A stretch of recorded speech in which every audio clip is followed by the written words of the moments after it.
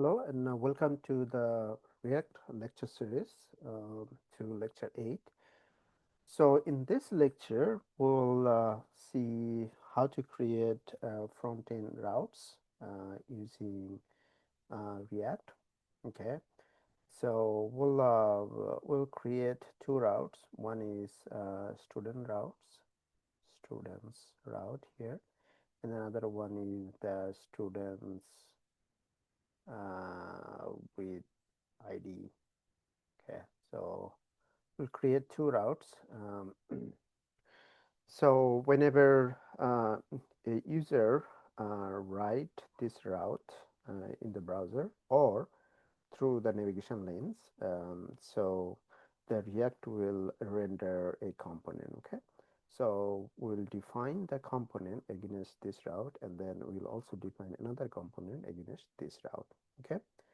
Um, since we don't have the backend development yet, which we'll do in our future videos.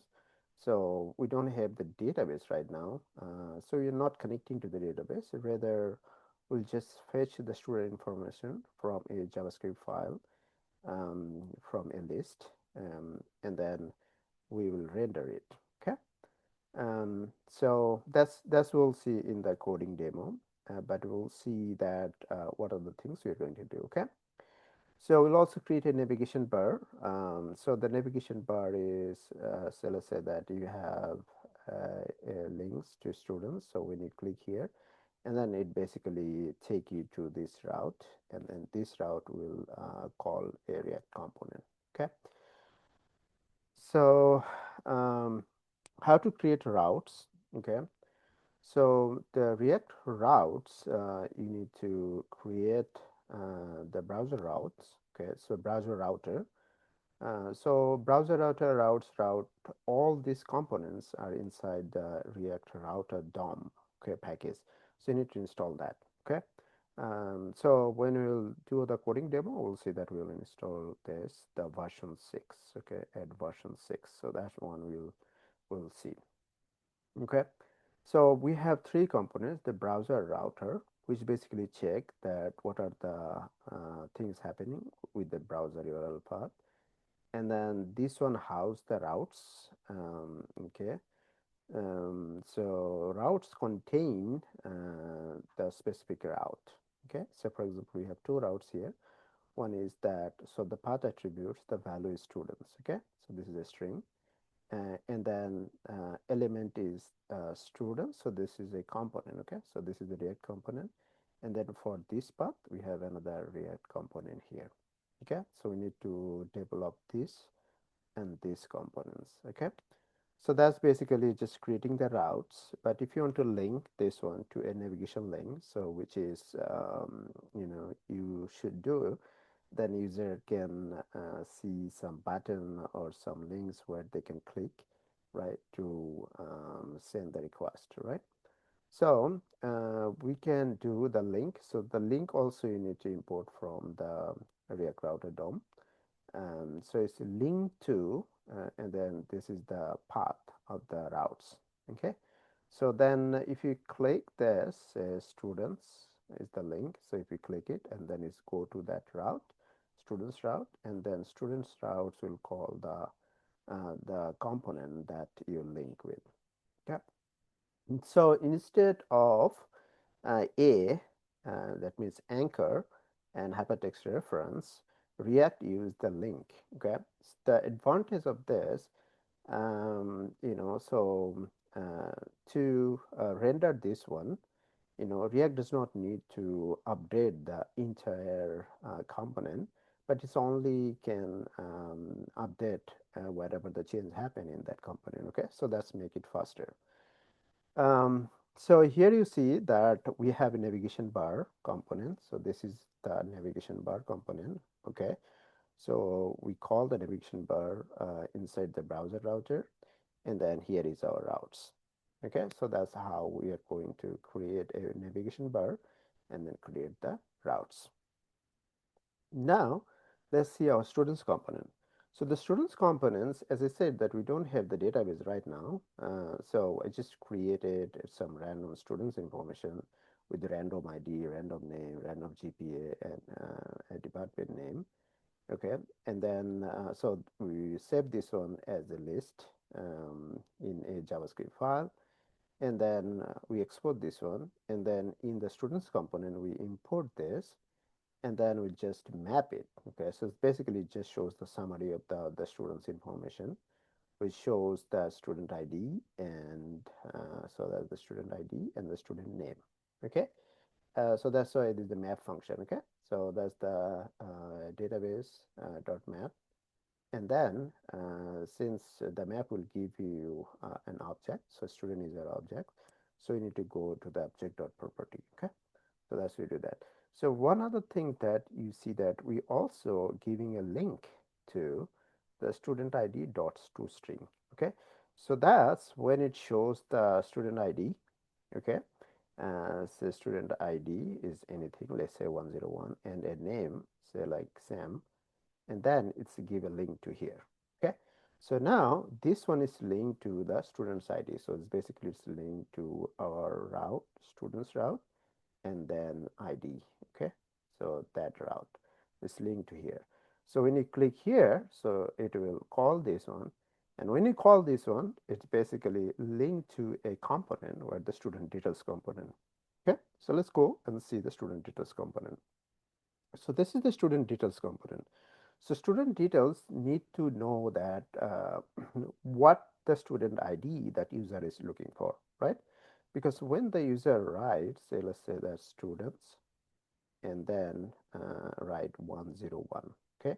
So we need to know this value. So that's why we use the use param is a hook, okay? So React has a use param hooks, which basically extract the parameter from the URL. Okay, so here you see that we actually destructure it. So we basically saying that, hey, that ID dot 101, right? So this one is how the value is assigned, is an object form, but we want to just say that what is the value of the ID.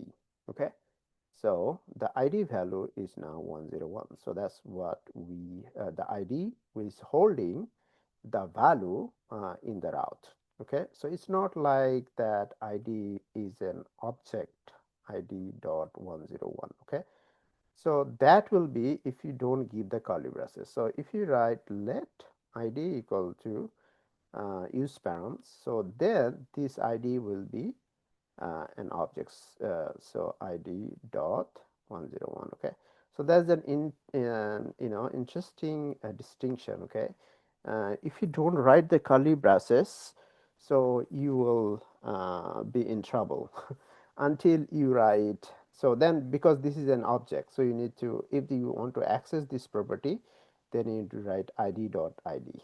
Okay, so so instead of just id, you need to write id dot id. Okay, so that's an important distinction between using the curly braces and without using the curly braces. Okay, when you call the use param hook. Okay, now since in our value is stored, the id value is stored at integer format, so we also convert this one.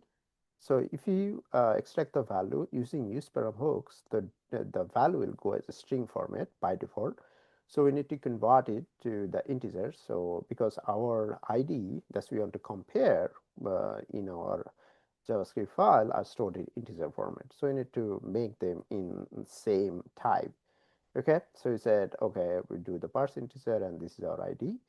And then the other thing is that we are using let. Okay, we're not using constant. So that's also important thing, because we want to assign the value in here, updated value. So that's why I did not use the constant. I mean, if you use the constant, you cannot reassign the value in the same constant variable. Okay, so that's another things to observe. Okay, now we say that student is null, and student is also by let, it's not a constant. Okay, because student value can be updated. Okay, so how we are doing the student value? So we said, okay, student db dot find, so this is the find method. Okay, and then we are checking this one, so this is a callback function, if the student.id, so this is basically from the database student or your JavaScript file student, and then a student ID, and then the ID that we got from the URL, if they are matched, then that object will be returned in here. Okay, so student.find return an objects, and it's only return the one which matched first. Okay, so since ID is unique, so that is fine.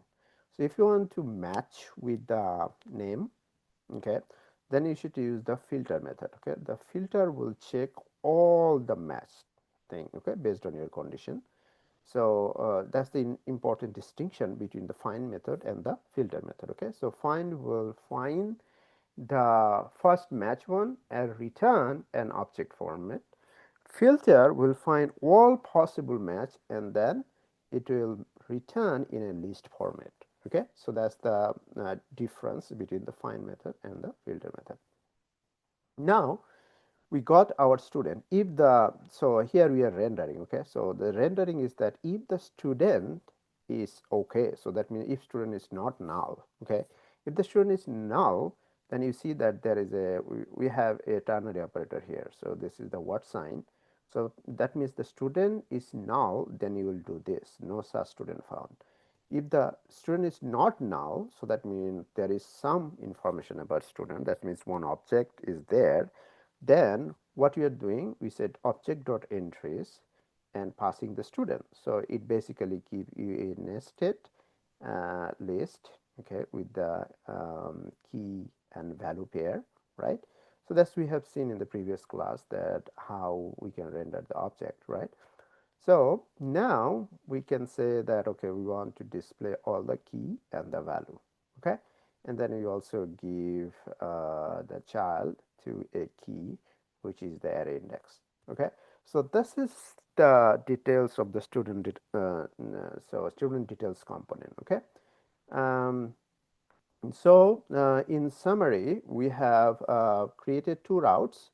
Okay, one is the students route, which basically shows the summary of all the students information, and then other one is that if you want to see a specific student by, so this is the another route. Okay, so in the navigation link we just have students, okay, just a one link. I mean, you could add this link as well, then in that case you need to create a form to take the student ID from the user, right? So I didn't do that. What I did that when the students actually showed in a summary form with the student ID and the student name, and then I give a link to here and then link to this route. Okay, so if you click, it's basically called this route. Okay, so instead of giving the navigation link, I did this way. Okay, but it's up to you, whichever way you want to create your applications. Okay, so that's it for this lecture, and see you in the next video where we'll do the coding demo. Okay, see you then. Thank you very much.